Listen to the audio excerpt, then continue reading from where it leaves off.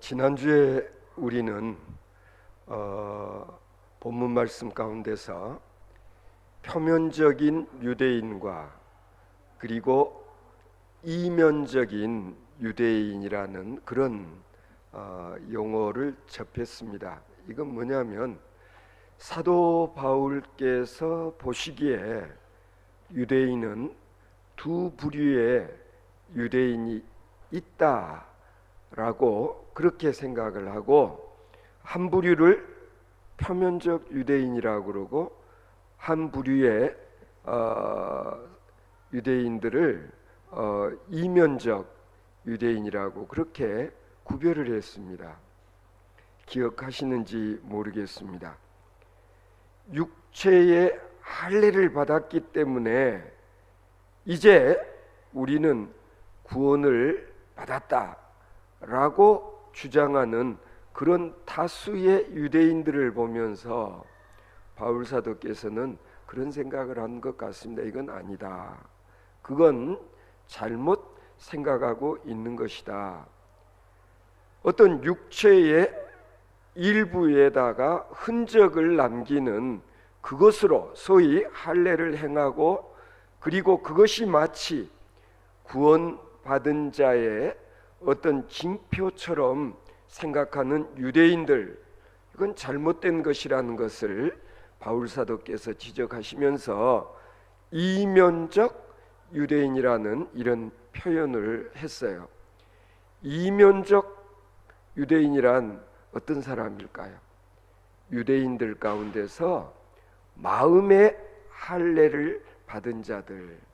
그러니까 할례라고 하는 것은 육체적인 것보다는 사실은 우리 마음의 할례를 받는 것이 훨씬 더 중요하고, 그런 부류의 유대인이 있다, 이런 식의 이야기를 하게 되었을 때 유대인들이 이런 말을 듣고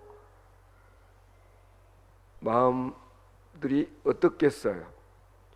바울 사도의 이런 얘기를 들으면서 마음이 불편해졌을 것임은 두말할 필요가 없는 거겠죠. 그래서 유대인들이 바울 사도에게 항의성 질문을 하게 되었고, 그리고 그 질문들에 대해서 바울 사도께서 대답을 하는 그런 내용이 바로 오늘 본문 말씀인 것입니다. 우선 유대인들로부터 첫 번째 반론이자 질문은 어떤 것이었냐면, 바울 양반, 외적인 할례가 중요하지 않고 내적인 할례가 중요하다면, 그러면 우리 유대인이 이방인보다 나은 점이 뭐예요 도대체? 우리가 하나님께 선택받았다고 하는 것이 아무 의미가 없게 되지 않소? 당신 말을 듣고 보니 할례를 받을 필요가 없는 것 같은데 안 그렇소? 그렇다면 하나님께서 왜 우리를 선택하신 거요? 바로 이런 내용이 오늘 본문 1절 내용인 것입니다. 그런즉 유대인의 나음이 무엇이며 할례의 유익이 무엇이냐? 바울 사도가 이런 질문을 접수하고 이제 그 질문에 대해서 해답을 말하고 있는 것입니다. 상당히 쉽지 않은 그런 문제에 대해서 지금 답을 말하고 있다는 걸 알 수 있습니다. 사실 이 문제는 바울 사도에게도 난제 가운데 하나였을 거예요. 왜? 자기도 유대인이요, 한때는 자기가 할례 받은 유대인이라는 사실에 대해서 이 사람들과 똑같은 그런 생각, 그런 입장을 견지한 적이 있었기 때문에 더더군다나 그랬을 것입니다. 그러나 우리가 여기서 먼저 분명히 하고 지나가야 할 것은, 유대인들이 하나님의 선택을 받아서 그리고 할례를 행했다라고 하는 것은 그들에게 대단히 유익한 일이 아닐 수 없었던 것입니다. 어떤 유익이냐? 그것은 할례 받은 유대인들에게 하나님께서 말씀을, 율법을 위탁하셨다라는 사실인 것입니다. 무슨 얘기냐면 이 세상 많은 사람들 가운데서 유대인들에게 먼저 율법을 맡기셨다라는 그런 얘기인 것입니다. 그래서 유대인들은 훌륭한 믿음의 선진들, 가령 아브라함이라든지 이삭이라든지 야곱이라든지 요셉이라든지 아니면 다윗 그리고 모세와 같은 훌륭한 조상들을 두었다라는 사실, 어떻게 보면 신앙적으로 엄청난 유산을 그들은 대물림 받은 민족이다, 그렇게 말할 수 있지 않겠습니까? 그러므로 유대인들은 자신들의 이런 믿음의 선진들을 본받아서 그들을 모델 삼아서 어느 민족보다도 더 신앙 생활을 잘하는 그런 민족이 되었어야 마땅하다라는 거죠. 그런데 결과는 어떠했는가? 보면은 우리가 구약을 쭉 읽어 보면서 알 수 있는 바와 마찬가지로 유대인들은, 이스라엘 백성들은 가령 출애굽의 사건을 통해서 그 이후에 홍해 바다를 건너 그리고 하나님께서 약속하셨던 그 젖과 꿀이 흐르는 그 땅에서 사는 동안 사실 자신들이 지나왔던 이 홍해 바다를 통과했던 그 사건은 어떻게 보면 세례와 같은 것이었고, 그리고 그들이 40년 동안 생활했던 광야야말로 그 이후에 세워진 교회를 상징하는 것이었다라고 생각할 수 있습니다.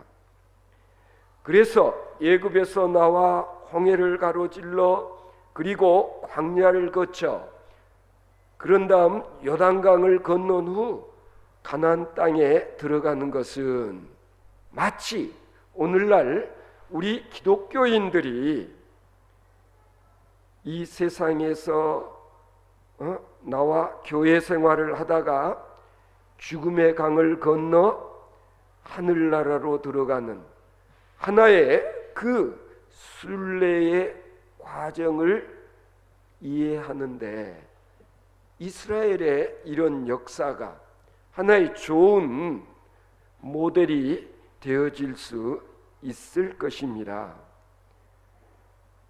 말씀드렸던 대로 그런 점에서 이스라엘 민족은 다른 민족이 가지고 있지 못했던 특별한 신앙의 유산을 가지고 대물림했던 그런 특별한 하나님의 은혜를 받은 민족이었는데, 결과적으로 봤을 때 그러나 그들은 그러한 자신들의 신앙의 유산 아니면은 자산을 제대로 관리하지 못한 어리석음을 범했다. 그렇게 이야기할 수 있습니다. 성경에 계시되어진 진리의 길에 대해서 그들은 바르게 이해하지 못했습니다. 그러한 것들을 탐구하는 데 있어서 부족했다라는 거예요. 마치 이것은 어떤 일에 비유할 수 있느냐 하면 학생이 공부한 데 필요한 온갖 학습서들, 수험 서적들을 책꽂이에 쫙 꽂아만 놓고 그것을 가지고 공부를 하지 않은 학생과 같다. 그렇게 이야기하면 아마 이해가 쉬울 것입니다. 하나님께서 주신 이 율법서를 지니고 있으면서도 이 율법 속에 담겨져 있는 진리를 그들은 바르게 제대로 이해하거나 파악하지 못하거나 아니면 신앙의 삶에 바르게 적용하는 일을 못하는 그런 우를 범했다. 그렇게 말할 수 있을 것입니다. 가령 율법을 통해서 회개할 기회를 얻었고 또 율법을 통해서 하나님께로 나아갈 그런 길을 알게 되었다는 점에서 얼마나 이 율법이 그들에게 유익한 것이었습니까? 그러나 이 율법 자체가 자신들의 죄를 알게는 해주지만은 이것만으로 자신들의 구원의 문제가 온전히 해결되어질 수 없다는 사실을 그들은 몰랐다는 얘기예요. 이게 바로 문제라는 얘기죠. 이 율법 자체가 죄를 알게는 하였지만 죄의 용서함을 받을 수 있는 것은 이 율법만으로 해결할 수 없다는 것을 그들이 알았어야 하고 그리고 그걸 인정했어야 됨에도 불구하고 유대인들은 이 사실을 받아들이려 하지 않았다는 것을 지금 바울 사도는 깨우쳐 주고자 하는 것입니다. 그래서 그런 유대인들을 갈라디아서 3장 24절에 보면은요, 율법을 가리켜서 바울 사도가 무엇에 비유를 했냐면 몽학 선생이라고 그랬어요. 율법은 너희들의 몽학 선생이다. 몽학 선생이라는 이 직은 어떤 직책이었냐면 귀족들의 자녀들이 선생님에게 공부를 배우기 위해서 가는데 요즘식으로 말하면 학교 가서 공부를 해야 되는데 가끔 그런 일이 있잖아요. 아이들이 학교에 안 가고 뭐라고 그러나요? 땡땡이 친다고 그러나요? 예? 엉뚱하게 딴 데 가서 노는 그런 일이 발생한다든지 아니면은 또 누군가가 이 아이들을 유괴하는 그런 일도 아마 옛날에도 있었던가 봐요. 그러니까 이런 아이들에게 몽학 선생을 붙여서 이 몽학 선생은 이 아이들을 선생님에게 딱 인계해 주는 것까지 역할, 이게 바로 몽학 선생이 했던 일이에요. 그들을 몽학 선생이라고 불렀다는 거예요. 바울 사도는 율법이라고 하는 것이 바로 당신들에게 몽학 선생과 같은 것이다. 그렇게 설명을 하는 거예요. 이해가 가십니까? 율법은 당신들을 십자가 앞에까지 인도하는 그 역할, 그것이 율법의 기능 전부다라는 거예요. 그런데 유대인들은 그렇게 생각하지를 않았어요. 자신들만 가지고 있다고 생각하는 이 율법은 자신들을 구원의 문제 해결하는 데 있어서 충분한 것이라고 생각하고 자만을 했던 것이죠. 바울 사도가 보기에 지금 이 한심한 사람들 이게 아닌데, 그래서 지금 이 바울 사도와 이 유대인들 간에 일종의 논쟁이 벌어졌다는 것을 알 수가 있는 것입니다. 따라서 율법과 복음의 관계, 즉 율법이라는 것과 이 십자가는 서로 아주 밀접한 관계가 있는 것입니다. 가령 오늘날로 말하자면 유태인은 마치 우리들 가운데 모태 신앙인과 비슷하다, 그렇게 설명할 수 있을 것입니다. 가령 오늘날도 그러잖아요. 가령 모태 신앙인 사람들은 어려서부터 자연스럽게 쉽게 예수를 믿고 그리고 신앙 생활을 하지 않습니까? 이게 일종의 프리미엄이라면 프리미엄일 수 있어요. 신앙 생활에. 유대인들에게는 먼저 율법이 주어진 것이 마치 이와 같다는 거예요. 그러나 모태 신앙인이라고 해서 그것으로 끝 아니잖아요. 때로는 유아 세례를 받았을지라도 본인이 성인이 되었을 때 소위 입교 문답을 하고 입교하는 또 다른 절차를 거치는 이유가 뭐냐?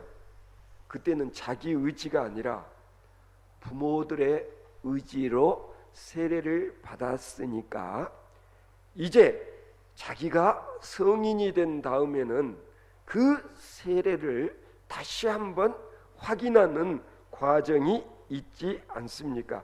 이와 비슷하다라는 그런 얘기인 것이죠. 그래서 바울 사도는 지금 율법이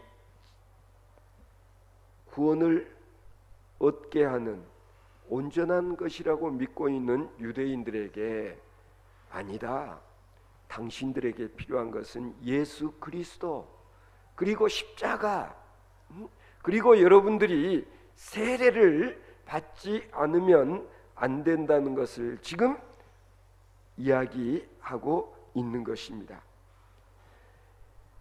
여기에 또 하나의 어려운 문제가 있어요. 오늘 본문은 그런 점에서 상당히 중요한 내용을 다루고 있는데, 그러면 그런 특권을 받은 이스라엘이지만은 그들이 사명을 다하지 못하게 될 때 버림받게 되고 심판을 받게 되는 것이 온당한 일인가? 그래서 오늘 3절에 보면은 아주 어려운 질문이 이어지고 있습니다. 한번 보시면은요, 어떤 자들이 믿지 아니하였으면 어찌하리요? 그 믿지 아니함이 하나님의 미쁘심을 패하겠느냐? 지금 이게 바울 사도에게 도전적인 이런 질문들을 계속하는 거예요. 이 질문을 다시 좀 풀어서 말씀드리면 이런 뜻이 되겠죠. 그렇다면 사도 바울 양반, 만일 유대인들이 하나님의 약속을 믿지 않는다면 어떻게 되는 것입니까? 믿지 않았기 때문에 하나님의 신실하심이 무효가 되는 것인가? 이런 질문, 상당히 대답하기 쉽지 않은 질문이지요. 여기에 대한 바울의 대답이 바로 4절에 기록이 되어 있습니다. 그럴 수 없느니라. 사람은 다 거짓되되 오직 하나님은 참되시다 할지어다. 기록된 바 주께서 주의 말씀에 의롭다함을 얻으시고 판단 받으실 때에 이기려 하심이라 함과 같으니라. 어떻게 보면 오늘 본문 말씀 가운데서 굉장히 중요한 주제가 여기에 들어 있어요. 첫째, 하나님은 참되시다. 하나님은 참되신 하나님이시다. 하나님은 의로우시다. 라는 것이 오늘 이 본문의 주제라고 할 수 있습니다. 하나님께서 하시는 일치고 의롭지 않은 일이 없다. 여러분 어떻습니까? 우리가 하나님은 누구신가, 어떤 하나님이신가 라고 우리가 신앙 고백을 하게 될 때 우리가 인정하지 않으면 안 되는 게 뭐, 하나님은 정확 무오하신 하나님이시다. 하나님은 실수가 없으신 하나님이시다. 하나님은 불의가 없으신 하나님이시다. 하나님이 하시는 모든 일은 다 의롭고 그리고 온전하기에 하나님만이 참 신이시다 라고 우리가 인정을 하지 않으면 안 되는 것이죠. 이게 바로 우리의 신앙 고백이 되어야 한다. 따라서 때로는 우리가 병들어도 건강해도 아니면 성공할 때나 실패할 때나 어떤 상황에서도 우리는 원망하거나 불평하거나 풀리지 않는 일들에 대해서 하나님께 책임을 돌리려 하는 이런 짓은 해서는 안 된다라는 얘기예요. 참되신 하나님을 의심하거나 아니면 나에게 지금 잘못되고 있는 일들에 대한 책임을 하나님께 전가하려고 하는 이런 일들은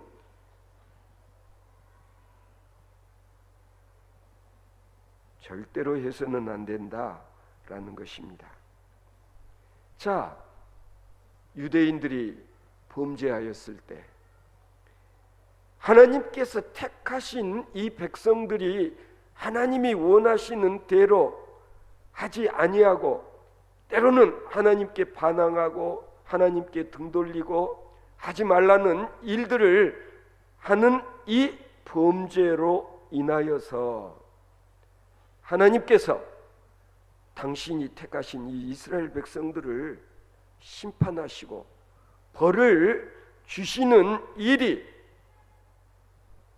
잘못된 일이 아니라는 거예요.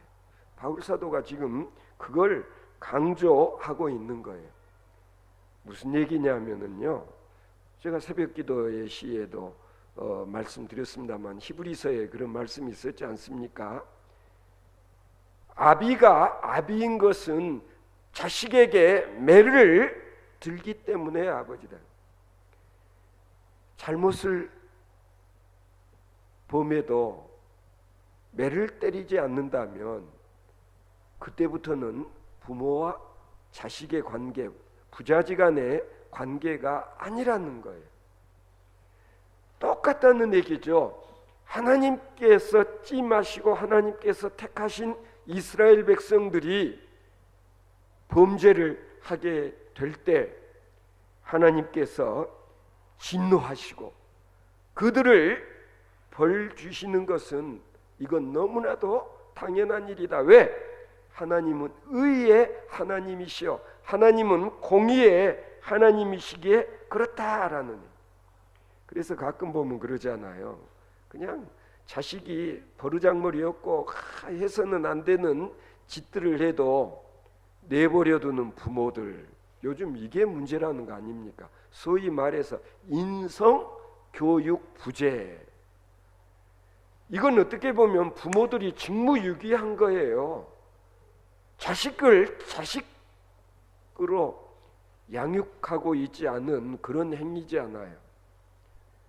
마치 하나님을 그런 부모처럼 곡해해서는 안 된다. 하나님은 절대로 그리하지 아니하신다라는. 그래서 때로는 좀 의구심이 들 때도 있지 않습니까? 뭐냐면 오순절 다락방 사건 이후에 큰 숨어 지내던 사도들이 밖으로 나가서 복음을 전하고 막 5천 명 이렇게 막 많은 사람들이 한꺼번에 회개를 하고, 그리고 교회가 여기저기 세워지는 이런 가운데 초대교회 교인들이 엄청난 핍박과 박해를 당하잖아요. 그러면 우리가 그 영화에서도 봤듯이 그 원형 경기장 안에서 그 비참하게 사자에 막 갈기갈기 찢겨 죽임을 당하기도 하고 화형에 처해지기도 하고 십자가에 처형을 당하는 이런 일들이 왜 유대인들에게, 하나님의 백성들에게 있어야 할까? 그래 우리가 그러잖아요. 아우슈비츠 그 나치 수용소에 가보면 별하별 낙서가 다 있는데 그 낙서들 자세히 보면 어떤 낙서는 이런 낙서도 있다. 하나님, 당신은 지금 어디서 뭘 하고 계십니까? 하나님은 어디 계십니까? 하는 그런 정말 절규, 이런 낙서를 발견할 수가 있는데 그들만 그런가? 때로는 여러분도 그렇잖아요. 뭐가 좀 안 되고 그러면은 야, 이거 내가 믿고 있는 하나님이 진짜 하나님 맞나? 응? 하나님은 졸지도 주무시지도 아니하시면서 하나님의 사람들을 지키시고 보호하신다는데 내 이렇게 되기까지 하나님 지금 어디서 뭐 하고 계십니까? 내가 혹시 잘못 믿고 있는 건 아닌가? 이런 회의. 그런데 보십시오. 하나님은 절대로 손해보는 일은 아니하신다. 만일에 유대인들이 이런 핍박과 박해를 당하는 일이 없었더라면 이들이 예루살렘을 떠날 이유가 없었어요. 엄청난 로마의 핍박과 박해가 있음으로 인하여서 소위 디아스포라, 유대인들이 여러 곳으로 도망간 거죠. 흩어져서 바로 그곳에서 전도하고 그리고 교회를 세우기 시작했기 때문에 오늘날 우리들에게까지 복음이 전해진 거예요. 그러니까 하나님께서는 때로 핍박하고 박해하는 그런 자들을까지도 하나님께서는 당신의 구원의 사역을 이루는데 사용하신다. 그래서 가끔은 이제 이런 문제를 가지고 유대인들이 그런 말도 한다는 거예요. 이제 이런 얘기까지 하다 보면 뭐라고 그러면 우리 유대인들이 결국에는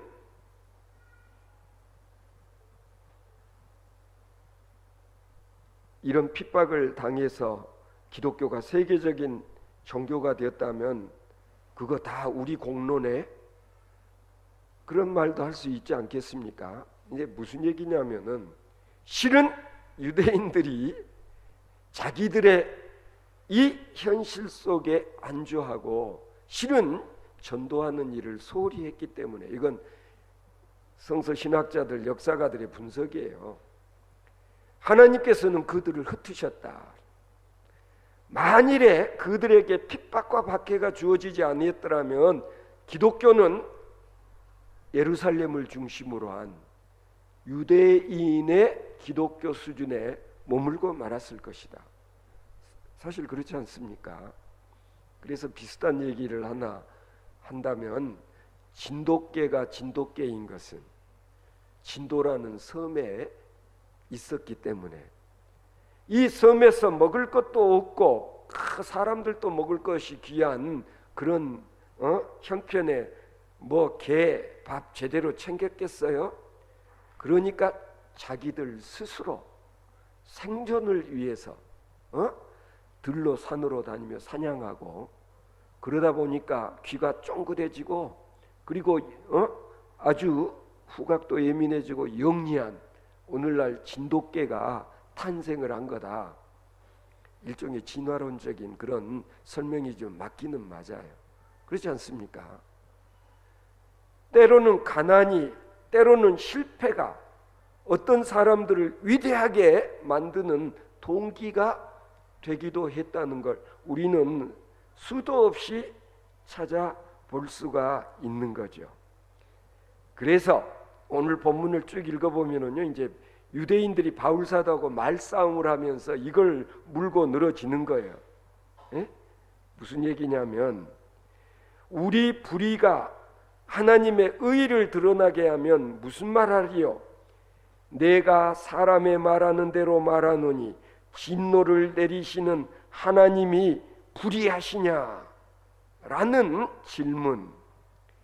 이 말의 뜻을 조금 더 쉽게 풀어서 설명하면 이런 말이에요. 바울 선생, 유대인인 우리가 죄를 지은 결과 하나님의 의를 돋보이게 한다면 우리가 오히려 하나님을 도와드린 셈 아닌가?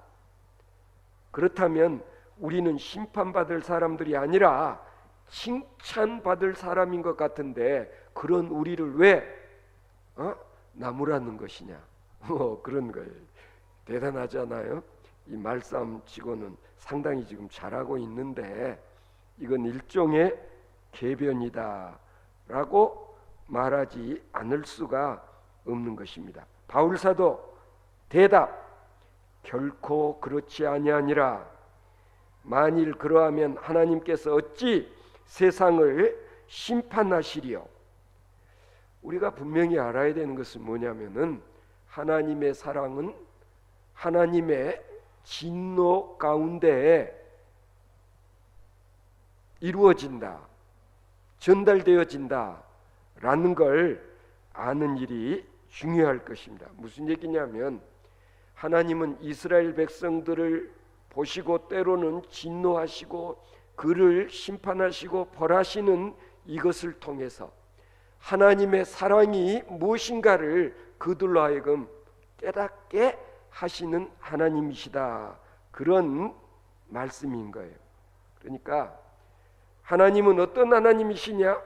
자기가 택한 백성들이 죄짓고 못된 짓 하면 하염없이 눈물이나 흘리고 계시는 그런 하나님이 아니시라는 거예요. 하나님이 당신의 백성들이 불의하거나 아니면 범죄하게 되면 가차없이 하나님은 그들에게 매를 드신다. 그들을 채찍질하신다, 혼내주시는 그런 하나님이시다. 왜? 사랑하기 때문에. 그렇잖아요. 그러니까 이제 하다 안 되면은, 야, 오늘부터 니는 내 자식 아니다. 이제 우리 부모와 자식의 연을 끊자. 그게 뭡니까? 네가 오늘부터 무슨 짓을 하든 나는 더 이상 잔소리도 안 할 것이요, 간섭 안 할 것이며, 뭐 훈계, 매질 이제 안 하겠다는 얘기예요. 여러분, 이게 얼마나 무서운 메시지입니까? 사실은 어려서 저도 그런 비슷한 경험이 있어요. 그럴 때는 상당히 겁나죠. 오늘부터는 아니라고, 네 이제 나가라. 그러면 그게 진짜 겁나거든요. 어렸을 때는 나가 하면은 제일 두렵지 않아요? 왜 그렇게 하느냐? 그게 진심이냐 부모들의? 아니라는 얘기죠. 하나님의 진심을 알아야 된다. 오늘 마지막에 이런 억지 주장까지 나올 수 있다는 것을 알고 바울 사도께서 쐐기를 박는 말씀이죠. 8절을 보시면 그러면 선을 이루기 위하여 악을 행하자 하지 않겠느냐. 니들의 그런 논리라면 좋다. 에? 우리가 악을 행하면 행할수록 하나님의 의가 드러나고 하나님의 뭐 구원의 역사가 이루어진다면 오늘부터 우리들은 막 못된 짓만 찾아서 골라서 해야 되겠냐? 뭐 이런 지금 이야기인 거예요. 이건 뭐냐면은요, 가끔 우리도 때로는 친구들한테 그런 도전적인 질문을 받은 기억이 있어요. 그 뭐냐면 성경을 읽어보니까 오히려 가룟 유다 이 사람에게 상을 줘야 되고 칭찬을 해야 될 사람이 가룟 유다다라는 거예요. 그렇잖아요. 만일에 가룟 유다가 배신하지 않았으면 예수님이 십자가에 매어 달릴 일도 없고 처형당하지도 않았을 것이고, 그러면 어떻게 세상 사람들 죄인들이 구원을 얻냐? 다 가룟 유다 덕이다. 그렇잖아. 가룟 유다에게 상을 줘야지. 이런 궤변, 가끔 그런 말싸움 하지 않습니까? 자, 누군가가 예수를 팔아야 되는데 가룟 유다가 그 역할을 한 것에 지나지 않는다. 따라서 가룟 유다는 하나님의 구원의 역사를 이루어가는데 1등 공신이다 라는 식의 논리를 지금 가지고 바울 사도에게 도전적인 질문을 하는 유대인들, 자, 이렇게 주장한 사람들을 만났을 때 여러분은 뭐라고 대답하시겠습니까? 중요한 건 뭐냐면 가룟 유다는 철저히 자기 욕심을 채우기 위해서 은전 30을 받고 예수님을 판 것이지, 지가 이렇게 함으로 인해서 하나님의 구원의 역사가 완성되어질 것이라는 것을 염두에 두고 그 짓을 하지 않았다는 점, 이걸 분명히 알아야 돼. 그러니까 우리가 늘 생각해야 되는 건 뭐냐, 하나님께서는 때로 악한 자의 그 악행까지도 하나님의 뜻을, 역사를 이루어가는 하나의 수단으로 삼으시는 그런 경우가 있다라는. 가령 이스라엘 백성들이 하도 잘못하면 하나님께서는 이 민족들, 뭐 성경 구약 성경에 아수르 아니면은 바벨론 이런 나라들, 뭐 히랍 아니면 로마, 이런 이민족 국가를 통해서 이스라엘 백성들을 심판하시는 그런 일들이 있었지 않습니까? 그건 뭐예요? 그들을 이용하셔서 이스라엘 백성들로 하여금 회개하게 만드신다는 걸 우리가 분명히 인정해야 된다는 거예요. 바울은 절대로 그럴 수 없다고 말하십니다. 그러니까 참되신 하나님께서는 지금도 당신의 사람을 구원하시고 고난 중에 택하시고 고난 가운데서 훈련하시고 고난 중에 가르치시고 고난 중에서 성결케 하시며 구속의 역사를 이루어 나가고 계신다. 그래, 이런 말을 들으면 참 위로가 돼요. 현재 내가 고난에 처해 있다고 생각할 때, 내가 지금 시험과 시련을 당하고 있다고 생각될 때면 이런 말씀이 큰 위로가 되고 위안이 됩니다. 하나님 지금 나를 더 연단시키시기 위해서 나로 하여금 이런 과정을 겪게 하시는 것이다 라는 것을 아는 사람은 절대로 낙심하거나 절망하거나 하나님을 원망하지 아니한다. 오히려 어떻게 해야 될까요? 저에게 이런 고난을 통해 저로 하여금 좀 더 성숙한 그리스도인이 되게 하신 것을 감사합니다. 저에게 시험과 시련을 통해서 새로운 사람으로 거듭나게 하시는 것을 감사드립니다. 이게 신앙인의 참된 모습이다라는. 따라서 오늘 또 우리는 어떤 형편과 처지에 서든지 간에 참되신 하나님을 인정하고 고백하고 그리고 찬양드리는 그런 삶을 살게 될 때 하나님께서 항상 해피 엔딩, 마지막에는 우여곡절 끝에 모든 것이 합력해서 선을 이루게 된다는 걸 우리로 하여금 체험하게 하시고, 그리고 이런 일들을 통해서 복을 풍성히 주신다는 그 믿음 갖고 오늘의 모든 어려움을 참고 인내하며 마침내 승리의 길을 가는 저와 여러분들 되어질 수 있기를 바랍니다.